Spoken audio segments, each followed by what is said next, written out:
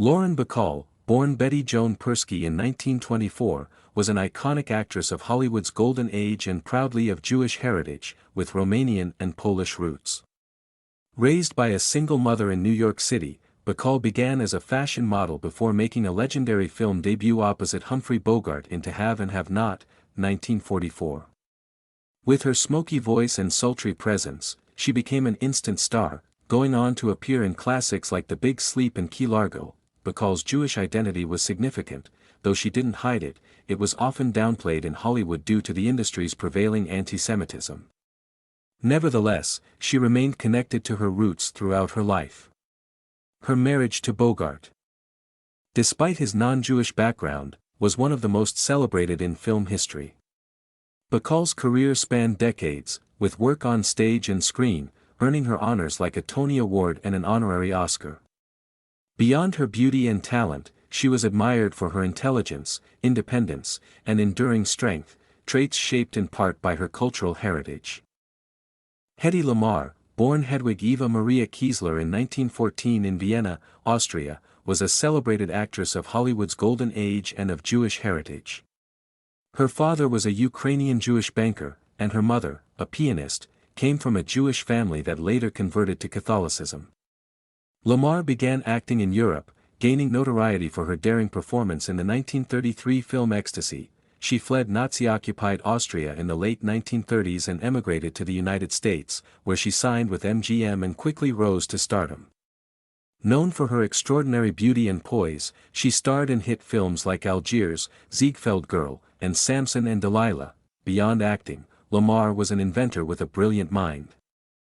During World War II, she co-invented a frequency-hopping technology intended to prevent enemy interception of torpedo guidance systems, a breakthrough that later contributed to modern Wi-Fi and Bluetooth. Although her scientific work wasn't recognized in her lifetime, she is now honored as a pioneer in technology. Lamarr's life was a remarkable blend of glamour, intellect, and resilience, shaped in part by her Jewish identity and her escape from fascism. Plet Goddard, born Marion Levy in 1910, though some sources list other names and dates, was a prominent actress during Hollywood's golden age and is widely believed to have Jewish heritage, though this has been a topic of debate. She began her career as a fashion model and Ziegfeld Girl before transitioning to film. Her breakout came when she starred opposite Charlie Chaplin in Modern Times, 1936, and later in The Great Dictator, 1940, both landmark films in cinematic history. Goddard was not only admired for her beauty and comedic timing but also for her independence and ambition. She was considered for the role of Scarlett O'Hara in Gone with the Wind and remained a major figure at Paramount Pictures through the 1940s. With key performances in So Proudly We Hail and The Women, her personal life attracted much attention, especially her marriage to Chaplin, and she later wed novelist Erich Maria Remarque. While her Jewish ancestry remains uncertain, her life and career reflect the complexity and pressures faced by many performers of the era navigating identity in a changing America. Judy Holiday, born Judith Tuvim in 1921 in New York City, was a talented actress and comedian of Russian Jewish descent. Her surname Tuvim means holidays in Hebrew, which she later anglicized to Holiday for her stage name. Known for her sharp wit and unique ability to portray dumb blondes with intelligence and charm, Holiday became a major star in the 1950s. She began her career in theater and radio before achieving Broadway success in Born Yesterday, a role she later reprised in the 1950 film version. Her performance earned her an Academy Award for Best Actress, beating out stars like Bette Davis and Gloria Swanson. Holiday's talent lay in using humor and vulnerability to highlight the intelligence hidden beneath seemingly naive characters. Despite her success, her career faced setbacks during the McCarthy era, when she was briefly investigated for communist ties, though she was never blacklisted. A deeply private person, Holiday balanced her fame with a quiet dedication to her craft. She died young, at 43, from cancer, but left behind a legacy of brilliance, humor, and quiet resistance. Sophia Sydney, born Sophia Koso in 1910 in the Bronx, New York, was a prominent actress of Hollywood's golden age and of Russian and Romanian Jewish descent. Raised by her mother and stepfather, Sydney took an early interest in acting and trained at the Theatre Guild School in New York. She gained fame in the 1930s for playing working-class heroines and women facing social injustice in gritty dramas. Notable films from this era include Fury, 1936, directed by Fritz Lang, You Only Live Once, 1937, and Sabotage, 1936, by Alfred Hitchcock. Sydney became known for her expressive eyes, vulnerability, and emotional depth. Though her stardom faded somewhat in the 1940s, she continued acting in film and on stage for decades. In a memorable career resurgence, she played the cranky receptionist Juno in Tim Burton's Beetlejuice, 1988, earning her a new generation of fans. Sydney's Jewish background influenced both her resilience and her empathy in portraying struggling characters. Her career spanned over 6 decades, during which she remained a symbol of determination and artistry in American cinema. Theta Barara, born Theodosia Burr Goodman in 1885 in Cincinnati, Ohio, was one of early Hollywood's most iconic silent film stars and among its first major Jewish actresses. The daughter of Jewish parents, her father was a Polish-born tailor, and her mother was of Swiss-Jewish descent. Barara's identity was largely obscured by studio-created mythology. Fox Studios transformed her into the mysterious Theta Barara, branding her as an exotic Egyptian femme fatale. In reality, she had never been to Egypt. Her carefully crafted persona helped her become cinema's original vamp, a seductive woman who lures men to their doom. Her breakthrough came in A Fool There Was, 1915, which made her a cultural phenomenon. She went on to star in over 40 films, including Cleopatra, 1917, now mostly lost. Despite her fame, Barara's career declined by the early 1920s, in part due to changing tastes and the destruction of many of her films in a 1937 fire. Still, she remains a pivotal figure in film history, a trailblazing Jewish woman whose persona shaped early Hollywood's fascination with power, sexuality, and myth. Lillian Roth, born Lillian Rutstein in 1910 in Boston, was a talented singer and actress of Jewish heritage who found fame in the late 1920s and 1930s. Raised in New York City, Roth began performing as a child and was a Broadway veteran by her teens. Her film career took off with early talkies, starring in hits like The Love Parade, 1929, Animal Crackers, 1930, with the Marx Brothers, and Madame Satan, 1930. Roth was known for her vivacious presence, strong singing voice, and stage charisma. However, behind her success, she struggled with alcoholism and emotional trauma, especially after the sudden death of her fiancé. These challenges stalled her career for years. In 1954, she made a dramatic comeback with her best-selling memoir I'll Cry Tomorrow, which detailed her descent into addiction and her path to recovery. The book was later adapted into a successful film starring Susan Hayward. Roth's openness about her struggles made her one of the first celebrities to speak candidly about alcoholism and recovery, leaving a legacy of honesty, resilience, and survival in show business. Claire Bloom, born in 1931 in London as Patricia Claire Bloom, is an acclaimed British actress of Russian Jewish heritage. Her father was a Jewish businessman of Russian descent, and her Jewish identity was a strong influence throughout her life. During World War II, Bloom and her family relocated to the United States for safety, where she first developed an interest in acting. She returned to England to train at the Guildhall School of Music and Drama, and by the early 1950s, Bloom was earning praise on both stage and screen. Her breakthrough role came in Charlie Chaplin's Limelight, 1952, where she played a suicidal ballerina opposite Chaplin.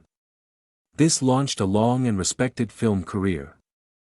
She starred in films such as The Spy Who Came In From the Cold, 1965, Look Back in Anger, 1959, and The Haunting, 1963. Bloom also had a distinguished stage career, particularly with the Royal Shakespeare Company. Though often cast in roles of grace and refinement, her personal life was turbulent, including a high-profile relationship with author Philip Roth. Claire Bloom remains a powerful symbol of endurance, artistry, and Jewish cultural pride. Bette Davis, born Ruth Elizabeth Davis in 1908 in Lowell, Massachusetts, was one of Hollywood's most iconic and acclaimed actresses. Despite frequent claims and assumptions, Bette Davis was not Jewish. Her ancestry was primarily English, with deep roots in colonial America. The misconception about her Jewish identity likely stems from her strong, unconventional persona and frequent roles as fiercely independent women, qualities often admired within and associated with Jewish cultural narratives in Hollywood. Davis's acting career spanned over 5 decades, marked by powerhouse performances in films like Jezebel, 1938, Now, Voyager, 1942, All About Eve, 1950, and Whatever Happened to Baby Jane, 1962. She was known for her sharp wit, bold personality, and willingness to take on unglamorous or morally complex roles, defying the expectations placed on women in Hollywood at the time. Though not of Jewish descent, Davis worked closely with many Jewish colleagues in the industry and supported liberal and anti-fascist causes. Her legacy is not shaped by heritage but by talent, resilience, and a fierce commitment to her craft, earning her a lasting place in cinematic history.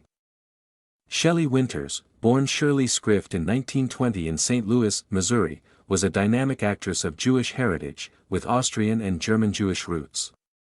Raised in Brooklyn, Winters began her career in the 1940s, often cast as a glamorous blonde. However, she soon proved her depth and range as a dramatic actress, becoming one of the most respected talents of her generation. Her breakthrough came with A Place in the Sun, 1951, earning her the first of 4 Academy Award nominations. She won Best Supporting Actress twice, for her powerful roles in The Diary of Anne Frank, 1959, portraying a Jewish woman in hiding during the Holocaust, and A Patch of Blue, 1965, as a racist mother in a social drama. Both roles reflected her commitment to socially relevant material. Winters was fiercely proud of her Jewish identity and often spoke out on political issues, including civil rights and anti-fascism. She was also a gifted teacher at the Actors Studio and wrote 2 bold, best-selling memoirs. Her life and career blended talent, activism, and a refusal to be typecast, making her a lasting figure in American cinema. Joan Blondelle was born in 1906 in New York City into a vaudeville family, with her father of Jewish descent. Growing up surrounded by theater, she developed a natural flair for performance. Blondelle became one of the most popular actresses of the 1930s, known especially for her work in Warner Brothers musicals and comedies during Hollywood's golden age. Her quick wit, lively charm, and distinctive husky voice made her a favorite in films like Gold Diggers of 1933, Footlight Parade, 1933, and The Public Enemy, 1931. Often cast as the wisecracking, street-smart woman, she embodied the energy and resilience of working-class characters, connecting deeply with Depression-era audiences. Despite her glamorous Hollywood career, Blondelle remained grounded, marrying twice and raising a family while continuing to work steadily in film, television, and on stage. Her career spanned over 5 decades, adapting to changing times and media.